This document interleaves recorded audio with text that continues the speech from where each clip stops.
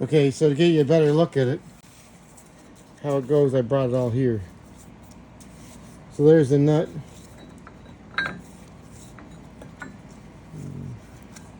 That's the top piece.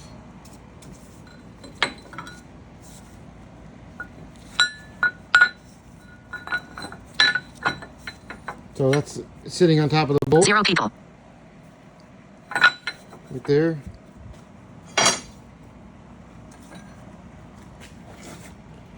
Next I gotta put the leaf spring in.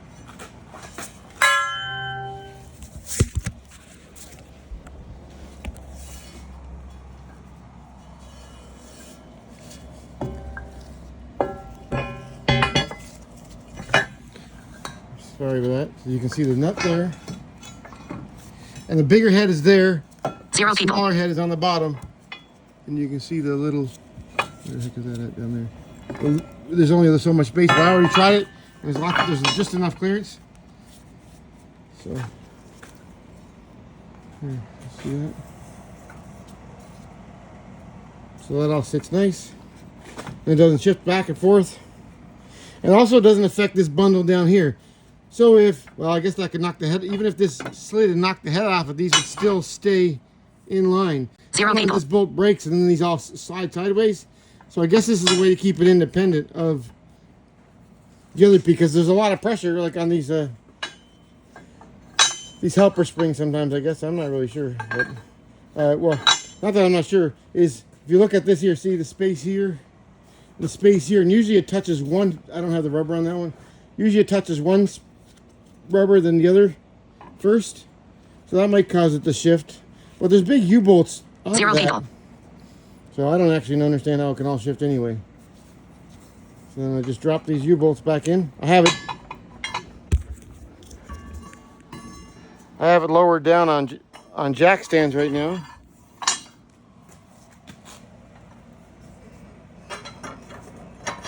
So it's sitting on these jack stands, not all the weight because the truck would come off.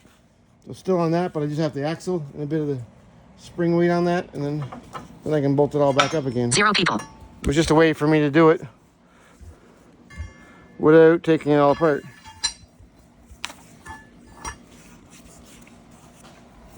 Gotta be careful, there's a brake line on this side. I gotta watch out for it. I can't hold this thing anymore because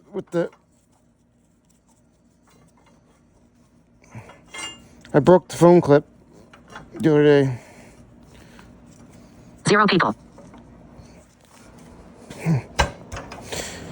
So that's what it looks like anyway when it's done. And then I have to tighten up these bolts. You tighten them up so it's even. I just go up until they're about all up snug back and forth like I got that. Sometimes one stud ends up being longer. I don't know why. Maybe they're not exactly perfectly bent. So I'll get these on and I'll tighten them down, and then I got to find out the torque. Now there's different torque values. So like 0 this people. bolt here, these are grade 8, but if they're coated, it's less torque because it's smoother. And if it's regular, so it's like 280 foot-pounds if it's coated, and if it's not coated, it's like 300 and some foot-pounds. Pretty interesting. So I don't actually know the torque. I'm going to call the company that makes these and ask them, because I can't tell, and they'll should be giving me the torque numbers. So these are 3/4 inch, and I'm pretty sure, I think these are fine threads. 0 people. Yeah, I think they're fine threads. So I can also look at a chart, but then I can also, apparently you're really supposed to find out from the superseded is the torque value of that Ford calls for on these as well. That's the supersedes of all of it apparently. So I might actually look that up. Okay, well, this is the Blind Man Handyman. One face near right edge. You guys have a beautiful day, and thanks for subscribing, and thanks for all your support. Bye-bye. Near top right edge. Heading not found. Zoom. 1.0. 0.9. 1.0 top. Zoom. 1.0. Face near top. 4 minutes. 4 minutes. Face. Zoom. 1. Stop recording video.